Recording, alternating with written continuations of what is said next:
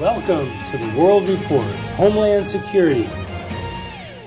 The mayor of Oakland is alerting felons, illegals, and other criminals of ICE raids. Meanwhile, the San Francisco mayor requests millions of dollars to defend every illegal alien that ICE detains in the Bay Area. Maury, we talked about sanctuary cities before. We're going to talk about it again. I think these people should be put in jail. I think this is a crime. I don't think you should be. And you listen to people like Geraldo Rivera who will come on and talk about the maid or the guy that's cutting your lawn. That's not who we're talking about here. We're talking about the guys that killed Kate Steinle, the ones that have gotten into DUIs and killed people. We're talking about felons that have been convicted of serious crimes, and Trump's trying to get them out of the country. And these people are standing in his way and alerting them and actually siding with the criminals over the American citizen. Come on, when we didn't do anything about sanctuary cities, or sanctuary states, I think state of California, state of Illinois, state of New York, totally democratic, controlled and bullied, is allowing anything to happen.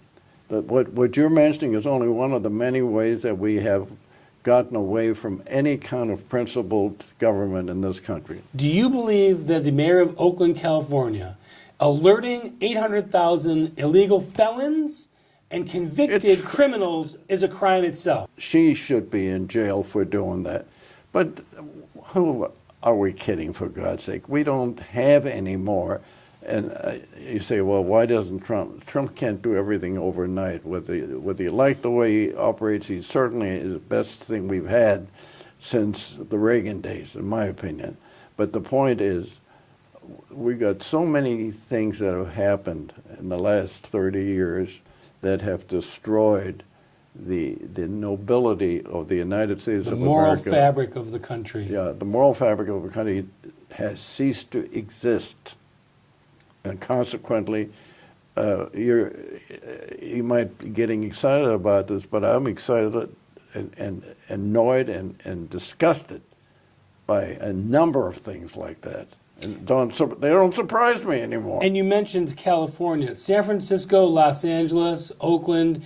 The number of homeless that are on the streets are raging into the millions now, causing all kinds of havoc, hypodermic needles in the streets, bodily fluids all over the place. At some point, the American people have got to take control of these cities and of these states. How long before you see San Francisco or Los Angeles actually get defunded federal money? Because that's what comes down to, dollars and cents. This is why you have dictators taking over. And I'm not by any stretch of the imagination indicating we're going to have a dictator taking over here. But this is when people finally, the good people, which are still the majority of the people in this country, when they finally have had enough, you may be surprised that they say, okay, why don't we have a national police force that's responsible to the President of the United States? We have our own SS who will be there to be sure to crack down on these people by order, executive decree by the President of the United States. I think that's the only way you're going to solve this problem. If you're waiting for the locals to do it, forget it. It ain't going to happen. So you're actually advocating for a national police force? Yes, I am. I know I'll get some negative reaction feedback to it, but you've asked me the question, I'm giving you an honest answer. Yes, I really would have a national police force. Well, we have the National Guard. Isn't that on the same kind of... Come on, National Guard. Don't. It used to be a very great organization. In fact, Herb Temple, who was under Reagan, was the head of the National Guard, a wonderful man. General Herb Temple. He agrees with me. He said, he's never seen such a disintegration of principles and law and order as he has seen in the country today. And I guess if you go back and you look at the shooting in Florida and you see how the police handled that situation, that would make you give reason to have a national police force, because they completely botched that from the beginning to the end. So I think there's a lot of Americans that might agree with you. Well, I think I said this is what's happened, that this is where you get people running the country where the average person or the majority of the people say enough is enough, we've had enough, we can't, we're going to have teachers have guns, don't, what a joke that is, for God's sake. Well, there's a district in Texas that actually took the sheriffs and the local police department, moved them from the building that they were paying for, and dispersed them evenly into the different schools in the district. So now you've taken an expense off of one table, and you've made the schools safer. Well, I think that's a good idea. That's trying to resolve a problem with more of a problem. What does it mean if a crazy guy like this guy Cruz comes ahead and with a submachine gun? By the time the teacher can get their 45 out of their holster. You can't go to a sporting event without walking through a metal detector. They look through your bags. They want to see what you're bringing into the event. Well, there's some of that, yes, but I mean it's far below what is needed. And that's, you know, you've asked me. Should you have armed guards at the schools, like armed security guards? Well, if we ever trained? If we ever have to go that far, I think it's best that we have a national police force in this country that will. And then you'd still have to have someone at the school.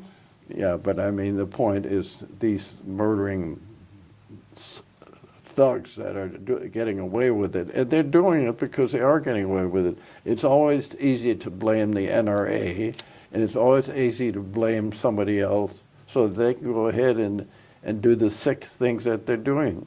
You know, let's take a look at Chicago. Okay, I know the south side of Chicago. Wonderful place. Do you know, they're very happy. So far this year, couple of months, they've only killed 620 people, where last year at this time they killed 712 people. Quite an improvement. They're bragging about it. The point is, the police don't even go into the south side of Chicago. When I say the south side, there are pockets on the south side of Chicago. Yeah, where you won't even go if you're a police also officer. the west side, they don't even go anywhere near it. You know, it's an irony because there are segments of Chicago that are just doing fantastic. People are moving out of the suburbs back into the city. Businesses are putting up headquarters.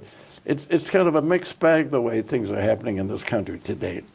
And that's our Homeland Security.